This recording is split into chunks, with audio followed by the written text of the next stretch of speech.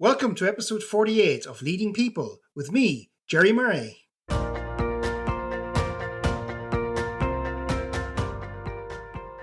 This episode is brought to you by Wide Circle, helping you make better talent decisions. To learn more, visit widecircle.eu. That's WIDECIRCLE.eu.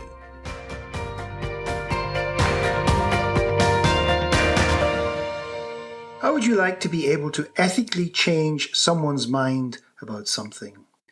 How would you like to learn a 6-step process that successful influencers such as hostage negotiators, addiction therapists, and even billionaires all use?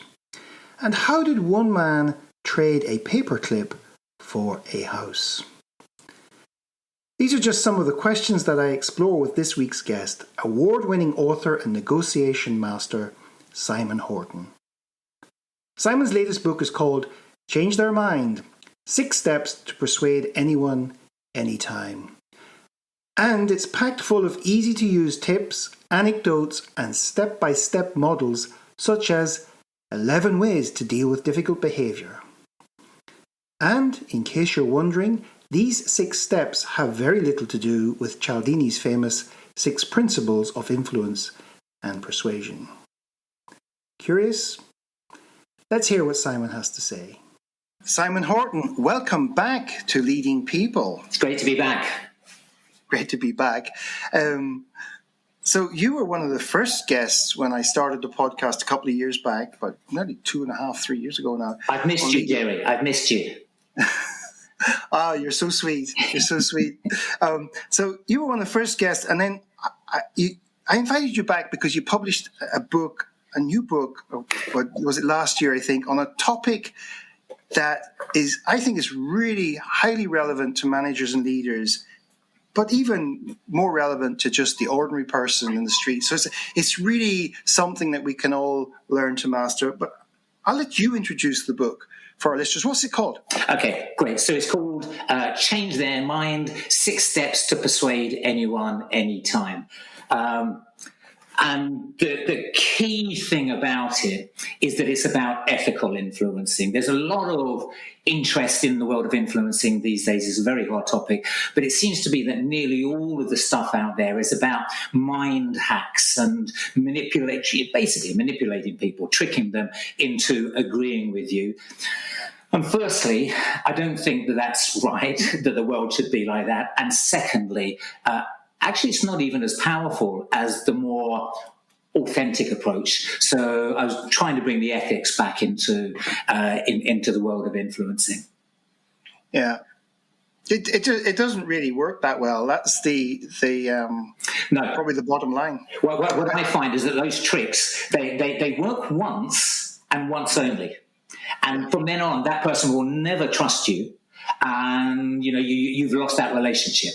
Whereas it's the other way around with the authentic approach to influencing. It works even more powerfully the first time, and now you've got a brilliant working relationship. So it means it'll work again and again and again. Yeah, because I think in one of your earlier books there was a great 3 parts to. When you took work, when some of your early work on negotiation, there was the sort of conversational part. Yeah. Then there was the documentation into an agreement, and then there was the implementation part, right? Exactly. And if people feel like they've been had, to use a kind of slang term, it's not going to really work. You're not going to get the second chance at that, really. No. And that implementation, as you say, that there's the agreement, but the conversation and the agreement that comes out of that. And if you've tricked them into it, fine, you might get a signature on that agreement, but the implementation won't be what you expected it to be. They will get their own back in the implementation, basically. Yeah. Yeah. But, there's the grand scheme of things with big contracts and everything else. But actually, you're talking in the book, I believe, about lots of very practical things. Give us some examples of where people might use some of your tips in this book, the 6 steps. And what can readers expect to learn by reading the book? Okay, so what they can expect to learn very briefly is how to influence the other person in an ethical way, in a sustainable way, in a way that will get a really deep solution that both sides are really happy with.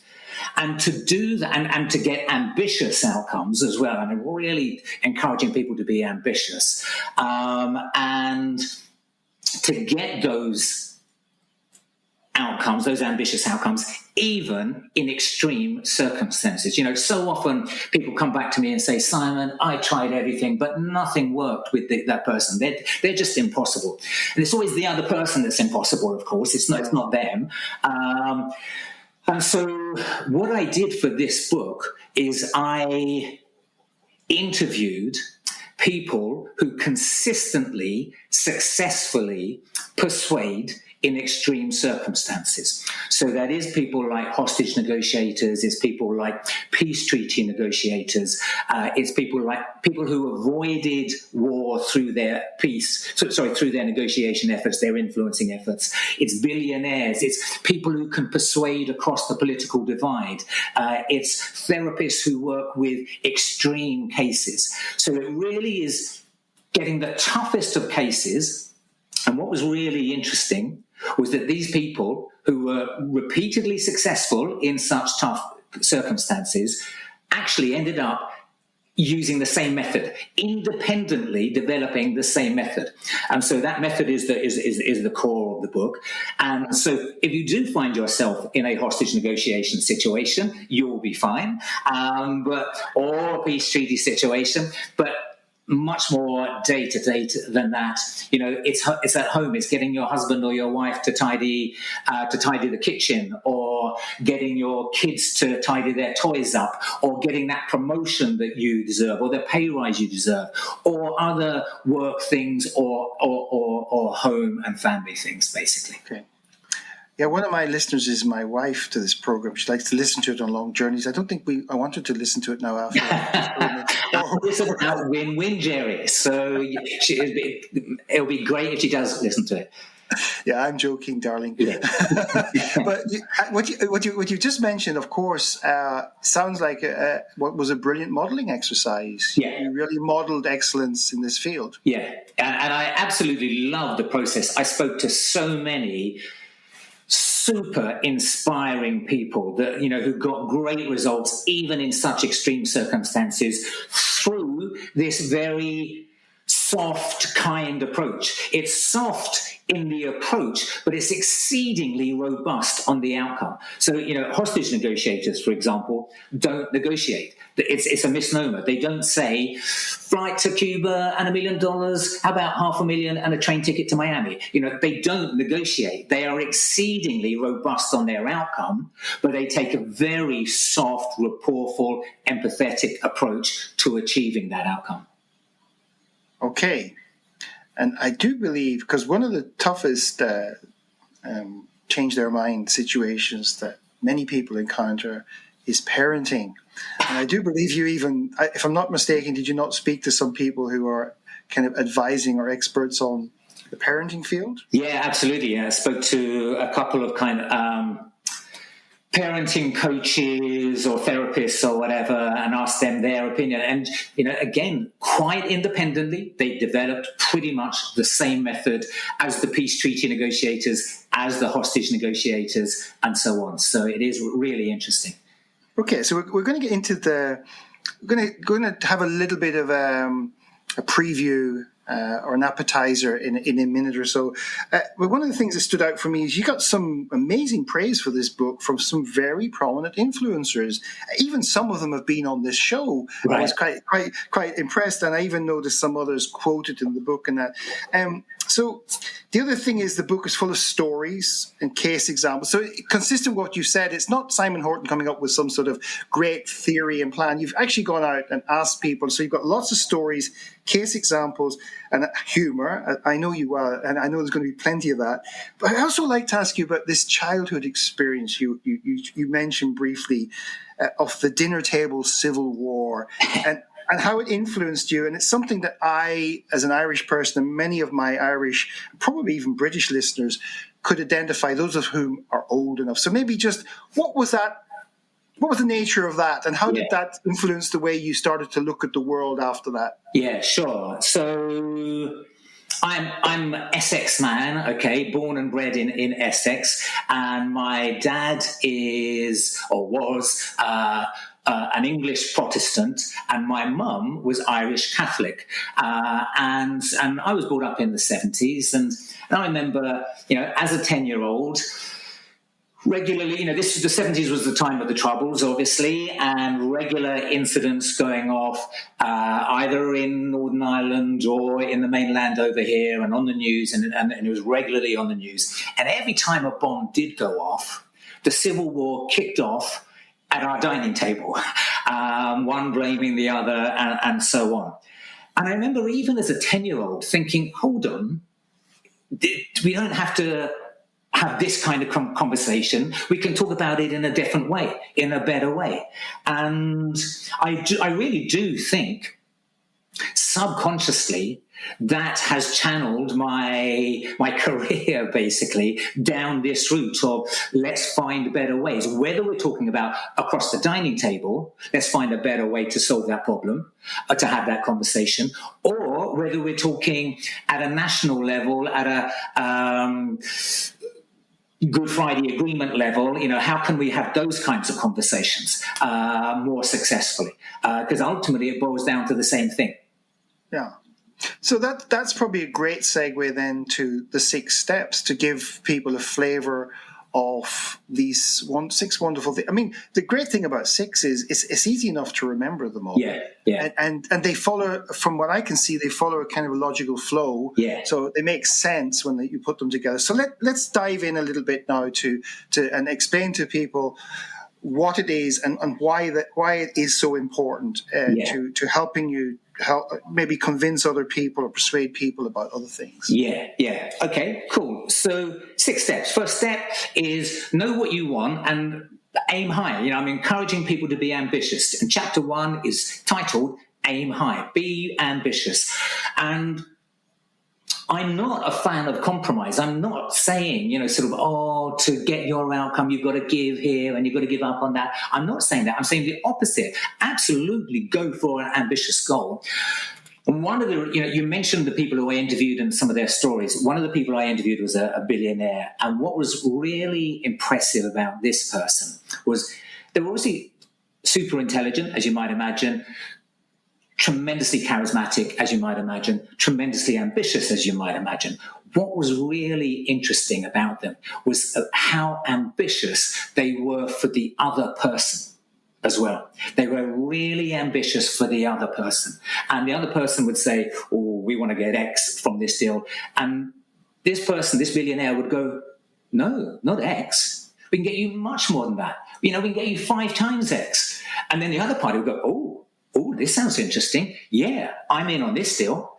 And now they're bringing all of their energies to help bring about his ambitious outcome. So this is how he got his ambitious goals, by also being ambitious for the other party. So lots more to that, obviously. But step 1, know your outcome and aim high. Step 2...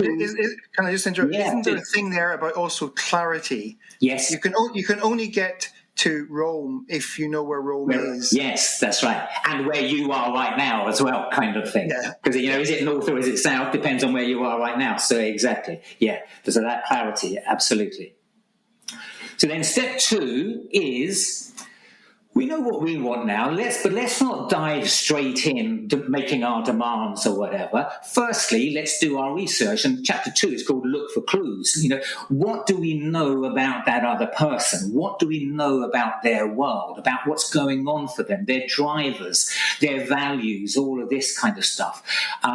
Because all of this information, and again, there's tons that, in there, is going to help you find the right way to formulate your message, to formulate and frame the message specifically for that person.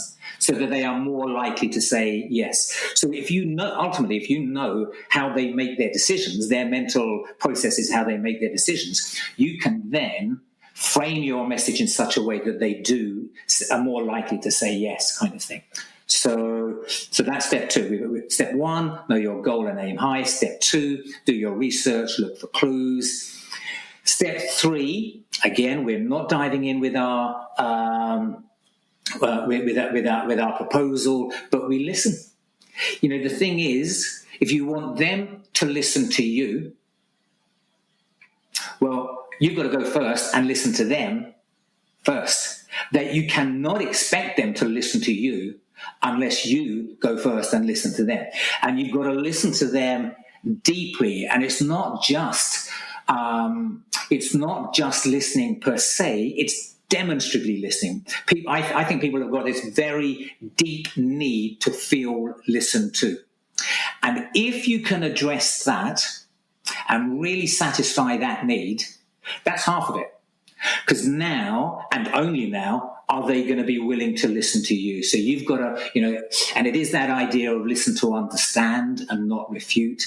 Typically, we listen to refute. That we listen for that thing that we can jump in on and go, yeah, but. And then if we do that, what are they going to do? They do the same. They listen to us until they hear that one thing they can jump in on and go, yeah, but. And we have a conversation of yeah, buts, and it gets nowhere.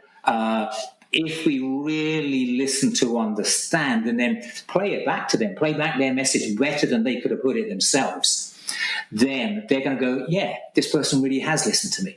Okay, I'm now willing to listen to them. Yeah, it reminds me of what one of our mutual friends, Robert Dulce, used to say. Show people that they've been seen and heard as a human being. Yes, because it's going to make. Because so many people don't feel that in today's world. Yeah, exactly that. Whether they don't feel that kind of in the local context, in the family or whatever, or whether they don't feel it in the wider thing. That the rest of the world seems to completely disagree with their viewpoint or whatever. It is that, I don't feel listened to. And if I don't feel listened to, ultimately I'm going to get really angry and I'm probably going to do something about that isn't good, kind of thing. But if I do feel listened to, as you said, I do feel, using a different channel, I do feel seen, then I'm now, willing to have that conversation properly. Yeah. So then we have chapter 4, or step 4, be strong. And so I am encouraging people to build their strength in the conversation, in the negotiation, whatever strength might mean. And strength can mean all kinds of things. It can mean having more resources than the other person. It can mean having a better argument or being prepared, or it can be your personal strength that you project. Whatever it might be, a million different things, and creativity is part of that. And the key thing here is that you build that strength not to use it, but precisely so you don't have to use it. So to explain that, if we take the hostage negotiation situation, you've got the softly-spoken hostage negotiator, usually called Denzel or Bruce, and they lead the conversation. But you've got the SWAT team there as well. And the SWAT team is an important part of it. And the SWAT team is there so that you don't have to use the SWAT team, if that makes sense. So the SWAT team is there so you don't have to use it. Let's say you didn't have the SWAT team there. Then maybe the hostage taker they're more likely to resort to violence because there isn't a SWAT team, and so they could probably get away with it. And therefore, that would require a SWAT team to resolve the situation.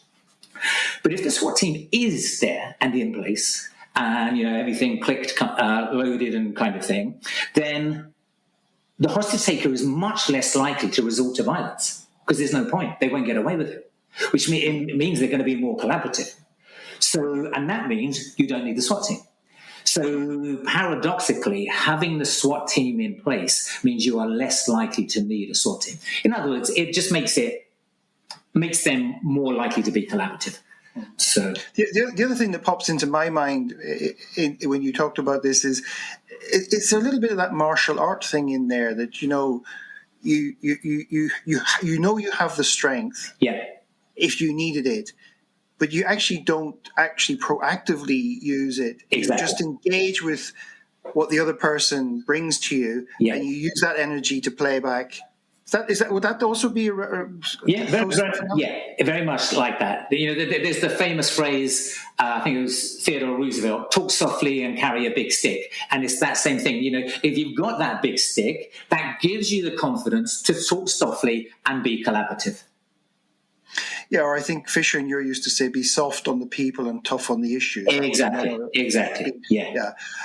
I've personally found it incredibly valuable to really spend time thinking through the pros and cons of the conversations I'm going to have, knowing that it depends on what the other person says is important to them, knowing, as you said, asking those questions to pick up the clues, listening for what are they actually saying to me instead of what I thought they might say. And then, as you say, you may not need to be tough because maybe it's all in your head that you have to go in fighting, but actually sometimes people are very happy to go, well, if you just give me this, I will agree to this. And you go, you want that? Oh, but that's easy. I give no problem giving you that because it's not so important to me. I can always accommodate it. Yeah. In fact, you raise a really important point there. I often think that, you know, that fear of, it's going to be a fight is in our head.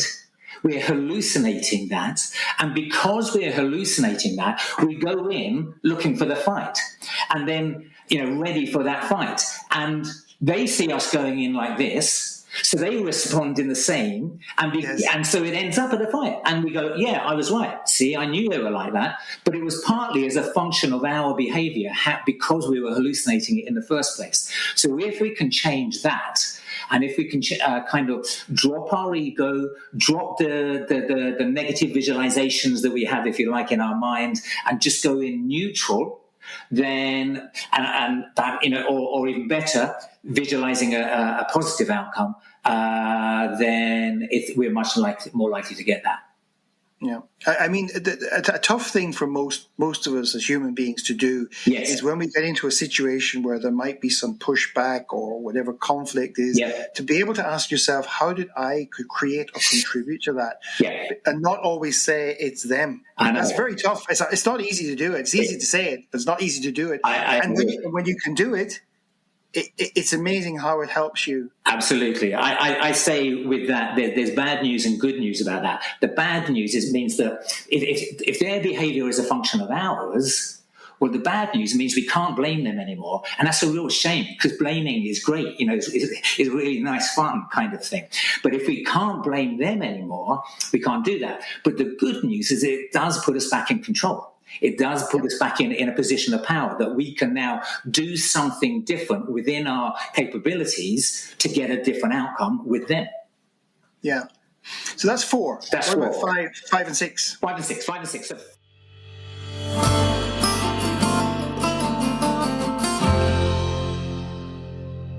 In the next part of our conversation, Simon covers steps 5 and 6 and explains his 7 ways to ensure better ethics and why using clickbait is never a good idea. So, back to Simon. 5 is co-create the solution. So this is, again, work together. You know, it's that idea that you've got half the solution, they've got half the solution. Neither of you have a monopoly on the solution. So you've got to work together to find the right solution.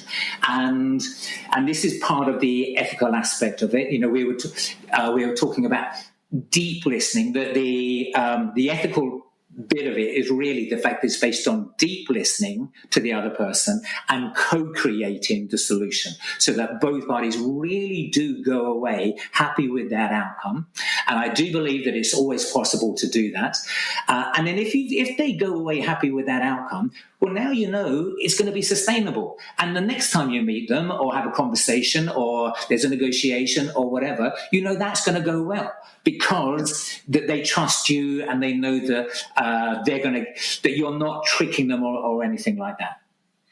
So chapter 5 is co-creating the solution. And then chapter 6 is about the framing and just we're only now, as chapter 6, as step 6, kind of finally putting our message across. We did it a little bit in the co-creating bit, but sort of typically in a persuasion situation, we dive straight in with our proposition or our desired outcome. And what it turns out is that the successful persuaders hold it back until the end, having done all the listening, having done the research and the looking for clues, and having worked with them to try and find out where there is a good solution. And then now, after all of that, they know the right way to put their message across for that given individual. They know the best way to put their proposition in a way that is going to land. And so that's what we talk about, the specifics of how you frame your message, of how you communicate. So I imagine then, excuse me. So I imagine then that in each of these chapters, there's loads of tips and tools and methodologies and everything that you've extracted from these wonderful successful people that people can then test out for themselves. Yeah, exactly that. You know, I like my books and my workshops to be firstly interesting. So hence the interviews with all of these amazing people, and they're amazing. You know, some of the stories are really quite Shakespearean in there. Secondly, I want it to be really practical. So there's all kinds of top tip sections and 7 steps for doing this or 6 ways for doing this kind of thing. Lots of those little breakout boxes where I've kind of itemized it into bullet points. Do this, do this, do this, do this kind of thing, just to make it really practical. Okay, and then as a probably a really useful example of that for our listeners, you talk about ethical persuasion. You use the phrase "do no harm," and of course, when you mentioned it earlier, and a lot of people, you address a lot about persuasion, but the question that always keeps coming up is this not a form of manipulation? So you have one useful guidance called the 7 ways to ensure better ethics. Could we share a little bit of that? Maybe some of it, maybe if you don't have all of them. Yeah, absolutely. I won't go through it all just for time purposes, but one is make sure it's as much for their benefit as for yours. Absolutely, it's for your benefit. That's the point of this conversation.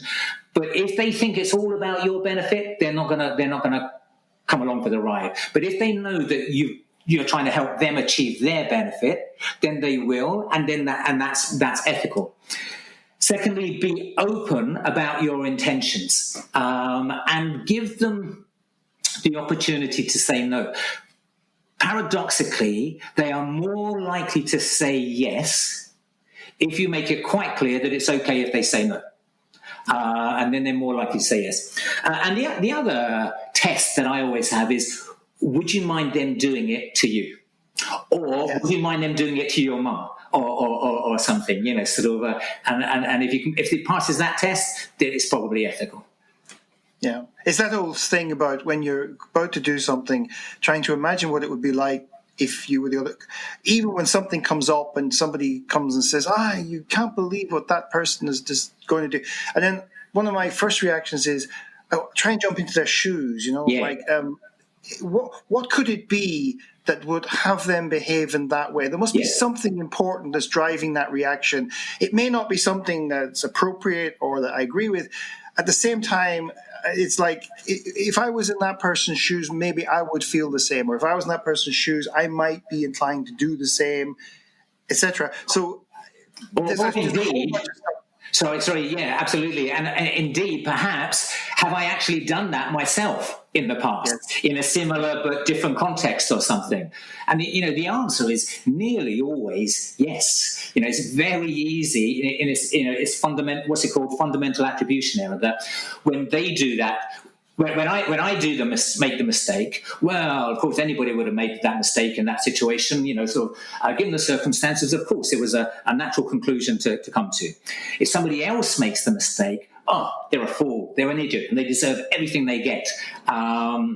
And this is what we do. It's very difficult to, again, remove our ego from the perspective and understand it from a more objective, neutral perspective.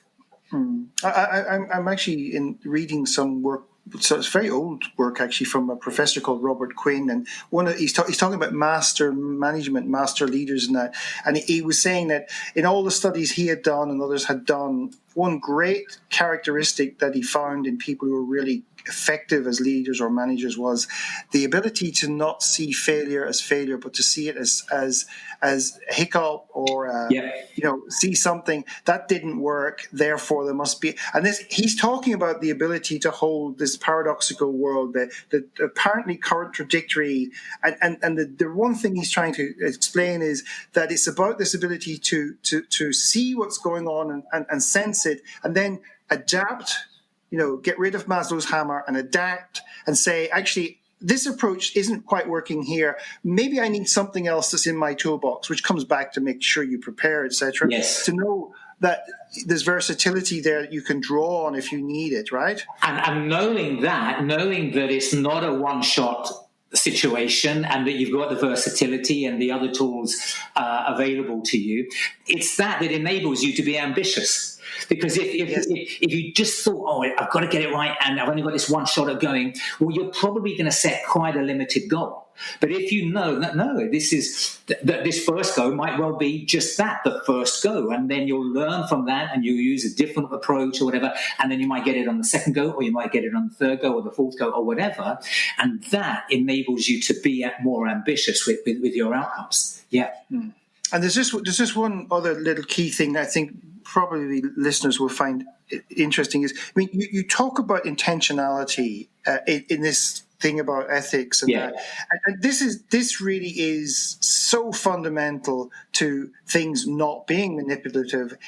If your intention is to manipulate the other person, and you're going to come across at some stage like he's trying to pull or she's trying to pull a fast one. Or often it's about saying, what is my true intention here, and how is that good for me and the other person? Is that what you're trying to communicate in this? Yeah, it's exactly that.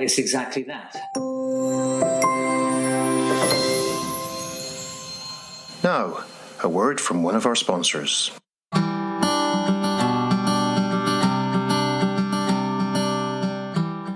How much impact and influence do your leaders really have? Could increased self-awareness make them more effective at building relationships, achieving results, and providing direction? At Wide Circle, we have the tools to provide these valuable insights so you can ensure that your leadership development programs are targeting the right areas. And we train you to use these tools so you don't need us to do it all for you. To learn more, go to widecircle.eu/leadership influence, all one word. I sometimes view it like clickbait. Clickbait, works once and once only. And you'll never, and it works that once and you'll never fall for that trick again and go to that website again or whatever. And it's the same with these kind of, a lot of these kind of mind hacks kind of thing that you read about in a lot of influencing books these days. And I think they work once and once only, and you've lost the trust. Whereas if you do take this ethical approach, it's much more effective over the long term, and it makes things easier and easier and easier on all subsequent interactions. Yeah. And a lot of those so-called kind of clever websites, it becomes a numbers game. It's about getting enough people to keep coming in, but you're not treating them as people. You're treating them as numbers, basically. Exactly. And you're right. The amount of people who say, I got suckered into that. I went on one of those clever webinars, and the guy eventually, I thought, okay, I couldn't resist the offer. And then I found that actually it was an empty box at the end of the day. Exactly. I didn't really get anything that special. Yeah. And as you say, you never buy it twice. No, that's right. And, and it's a shame that the world has gone down that route, and it's and I don't think it has to. And I think the world, even the individual, even for selfish reasons, you'll get better outcomes if you take this more authentic approach. Yeah. Well, if you take the concept that's very prevalent, and we're coming to the end anyway now, but this concept of sustainability, and you're starting to see it more now, companies are pumping out a lot of reports, and the sustainability, a big sustainability dimension is the social and people dimension, because they've just realized there's no point in talking about climate change and everything else if people aren't on board. Yet there's something sustainable about the approach you're proposing. Yeah, totally. I often people, I think, view influencing as your outcome or the relationship. You can either have a good relationship, but you don't get your outcome, or you can be, make sure you get your outcome, and who cares if that spoils the relationship. Whereas I think it's the opposite, that actually the best influencing gets you your outcome, even your ambitious outcome, and it improves the relationship at the same time. And then if you can do that, given that we're influencing all the time, if you can influence in such a way that you get your outcome and improve the relationship at the same time, if you can do that at home, at work, with your friends, with your clients, everywhere you go, it improves every aspect of your life. So it seems a bit of a no-brainer to me to do that. Okay. So, Simon, what's next for Simon Horton? I mean, you're delivering, I guess, a lot of workshops still, and that. But what's next on the horizon? Is there some great big outcome that you're aiming towards, or are you just basically going out and helping people with really implement this stuff? It's exactly that, going out and helping as many people implement this. I am doing this because, as you mentioned, going back to my 10-year-old self, and I saw the war going on in Northern Ireland, and I saw my family arguing, and both of those I thought could be done better. And the point of the book and the point of my workshops and everything is to help people in that respect. And the more people that can work in this kind of way, firstly, at an individual level, the more people I'm helping, but also they spread that way of working. Their example will spread that further.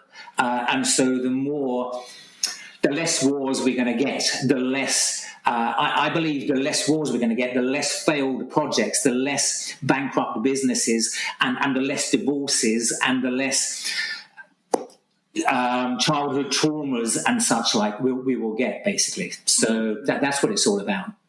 Now, if enough people adopt these ethical approaches, then they become role models for others. Exactly that. Yeah. Okay, so I'll put some links in the show notes, and how can people get in touch with you? They can get in touch with me through my website. So my website is negotiationmastery.com with a hyphen between negotiation and mastery, or just send me an email at simon@negotiation-mastery.com, or connect with me on LinkedIn or Twitter at the Simon Horton. I am the Simon Horton. So anyway, or they can loiter outside my flat, whatever they want to do. I am on the 18th floor, so it'll probably be a bit dangerous for them if they did do that.